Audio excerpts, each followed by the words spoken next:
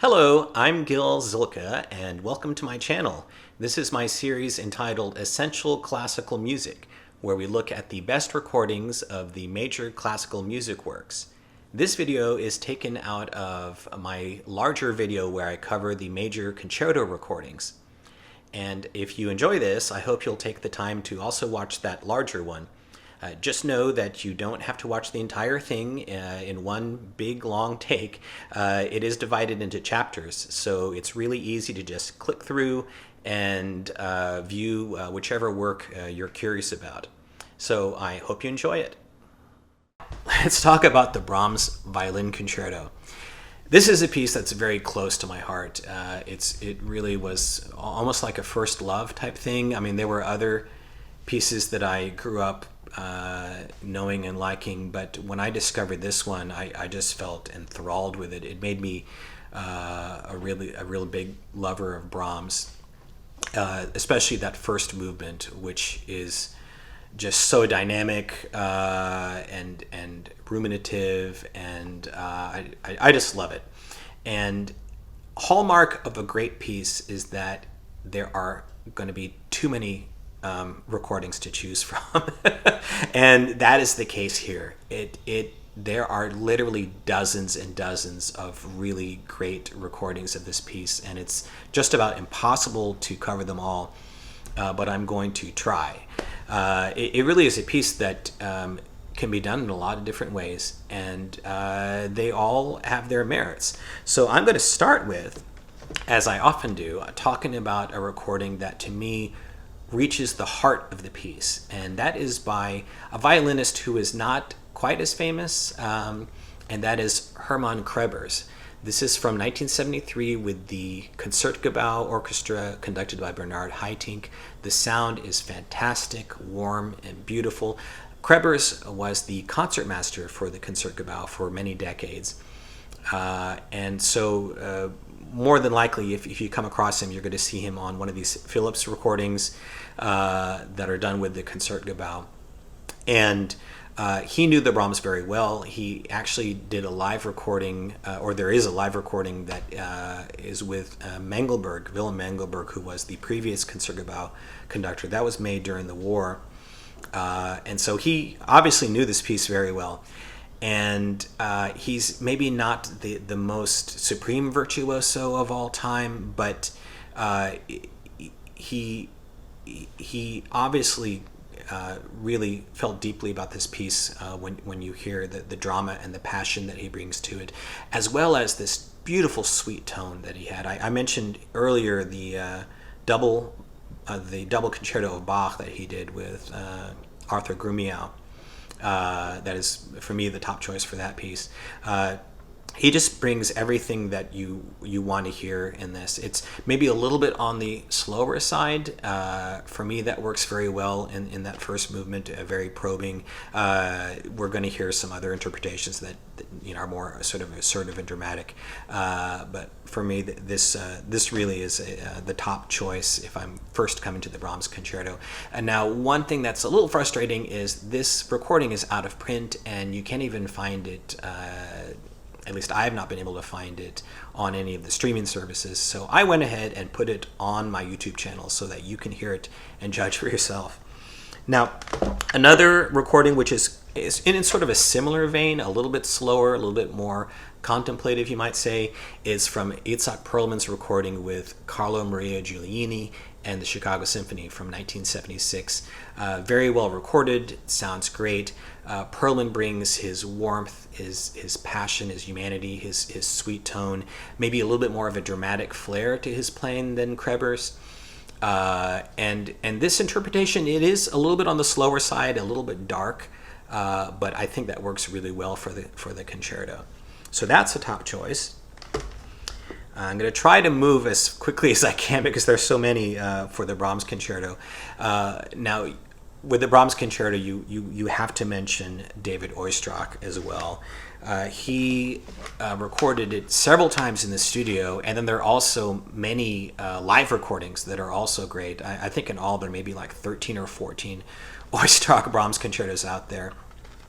I'm going to mention three. Here they are. We've got this one. This is coupled with the Bach concertos I mentioned earlier. This is with Franz Konwiczny. It's a mono recording from 1954 with the Staatskapelle Dresden. We also have, pulled out the wrong one. Here we go. We also have, this is with Otto Klemperer. This is 1960 with the French Radio National Orchestra. And finally, with George Zell and the Cleveland Orchestra from 1969. Now, how do you choose between these, and then not to mention all the other Oistrachs? There's also a studio one from the early 50s with Kondrashin, which is really fantastic.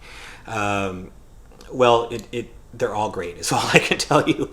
If I was to sort of generalize, I might say that he was a little bit more sweet-toned in his earlier recordings, and he became a little bit more, there's a little bit more passion and drama maybe to his playing later, and also maybe sort of the large sound, the warmth to the sound. But they're all great in different ways. This one, you hear the nobility of his phrasing, the beautiful artistry, the ease with which he played. These two, the playing is great in both. Maybe a little bit more secure in the earlier one with Klemperer, but the main difference is the conductors.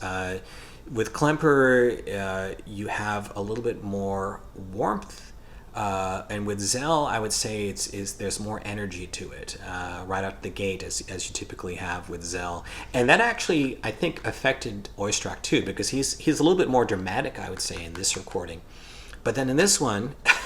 You have just this beautiful depth to it as well. So they're both fantastic. Any of these could be top choices for the Brahms concerto. I would say, I was talking about Krebers and Perlman being a little bit more on the slow side. I would say the Oistrakh is more what you'd call your more conventional tempo.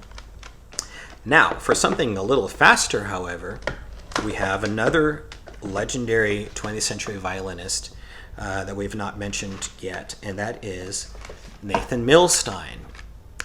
This is with Anatole Fistulari and the Philharmonia, recorded in 1960. This is a wonderful coupling, by the way. I'm going to come to the Tchaikovsky concerto later. The sound quality is fantastic on both these recordings. This is from the old full dimensional sound from Capitol Records. Kind of like the Mercury recordings and the RCA Living Stereo, these pioneering stereo recordings, in some ways they have never been duplicated. Just a beautiful warmth to the sound, a beautiful depth and realism. Milstein, as I was saying, he plays the concerto a little bit faster, and it's really riveting, just really dramatic. He also was a violinist who played with this sort of nobility of the way he phrased things. He was not usually overly expressive, but it's always beautiful, his artistry. So that is a top Brahms concerto as well. Another vintage version that is a favorite for many is with Henrik Zering. And this is with a wonderful Brahms conductor, Pierre Monteux, with London Symphony 1958. Pretty good sound, early stereo sound. And Zering, I would say his version is, it's not overwhelming in its personality the way you might get from Oistrakh or Milstein or Perlman, but it's really natural sounding. Very earnestly communicative, just beautiful artistry, and for many reasons it could actually be your first choice as a Brahms concerto for that reason, that you're just hearing it in all its natural beauty. So that's a great version as well. Now we have to talk about Heifetz. This is one of the most famous recordings of all of the Brahms concerto. This was recorded in 1955 with Fritz Reiner. It's one of these RCA Living Stereo recordings, so the sound quality is very good, and it's wonderful to hear Heifetz so clearly. This is coupled with the same duo did the Tchaikovsky concerto a couple years later. Now, again, similar to what I was saying about the Beethoven concerto, I'm a little bit in the minority here in that while I am in awe, as is most everyone, in terms of Heifetz's virtuosity and abilities, to me, as someone who loves this concerto especially, it sounds a little bit too kind of rushed through to me. And also, it whether it was meant this way or not, I tend to focus more on just being impressed with Heifetz's abilities than I am in actually feeling the emotions of the concerto.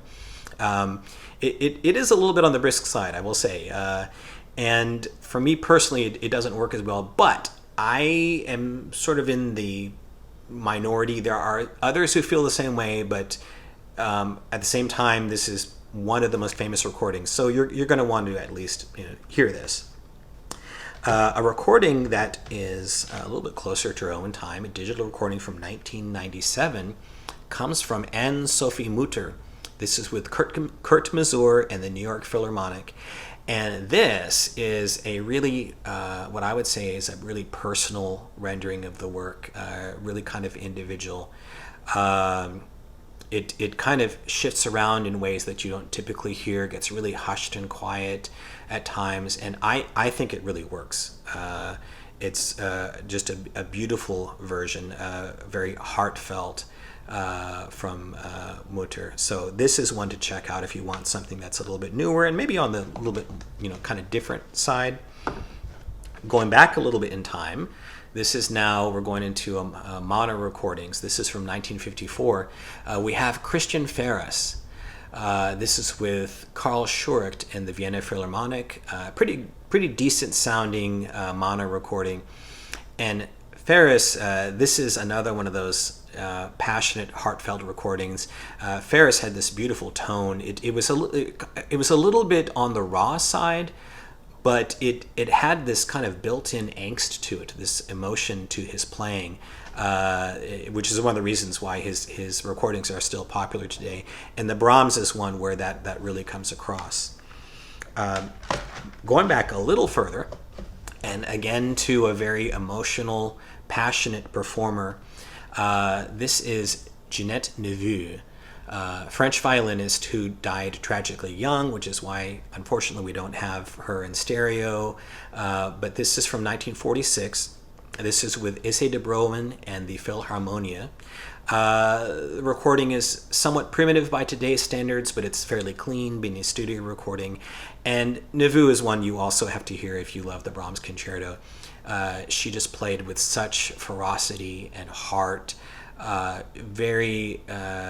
Just a great imagination, very strong and assertive, but also poetic and beautiful, really tailor-made for this concerto. Now we come to one of my favorite versions. This is with Bronislaw Huberman, who I mentioned earlier with the Beethoven Concerto. This is a recording we're really lucky to have. This is a live recording from the Carnegie Hall, recorded in 1944 with Artur Rosinsky in the New York Philharmonic, and Huberman just plays the hell out of this piece. It's fairly fast, but it's also flexible, and it's very impassioned and dramatic. His tone, especially in these later years, he died just a few years later, it's a little bit raw. This isn't your pristine classical sounding recording, but if you want passion and drama, Huberman is your guy. He everything he did, that at least that we have record of, he put his whole heart into, and he has not just an authority with the way he's performing it. I mean, it's when you hear it, it's obvious that you can tell that he really knows the piece inside out. But we also know that because half a century earlier, he actually played the concerto as a teenager for Brahms himself. And Brahms was so impressed, they said that he was crying during the beautiful rendition of the Adagio. And then he met young Huberman and told him he wanted to compose for him a violin fantasy, which he never got to do because he only died a year later. But so obviously there is some history here as well. But that is not the main thing. The main thing is the playing. It is a live recording, so it's a little bit rough sounding, but it's fairly clear, fairly good presence to it as well. Now, there are a few other great violinists that also put in their 2 cents that I want to mention. One is, I'm going to go back to him now, believe it or not, Jascha Heifetz. I was just saying that I'm not a big fan of his recording with Reiner, despite the beautiful sound in stereo. But this recording, it's coupled with that Toscanini Beethoven Concerto. This recording is with Serge Koussevitzky in the Boston Symphony from 1939. And this one is really fantastic. He does play it on the fast side, but he allows it to breathe a bit more. And maybe part of that is due to Koussevitzky. I don't know. But the virtuosity is there. The incredible tone is there, even though the sound quality is going to be more dim than what you hear later. But there's also this wonderful poetry and a little bit more of a feeling in this version, this earlier version, a little bit more of that feeling of struggle. And maybe that's what I'm missing more in the later one, where it feels like it's so easy that it almost feels like it's being tossed off, which is not something you want for a concerto like the Brahms.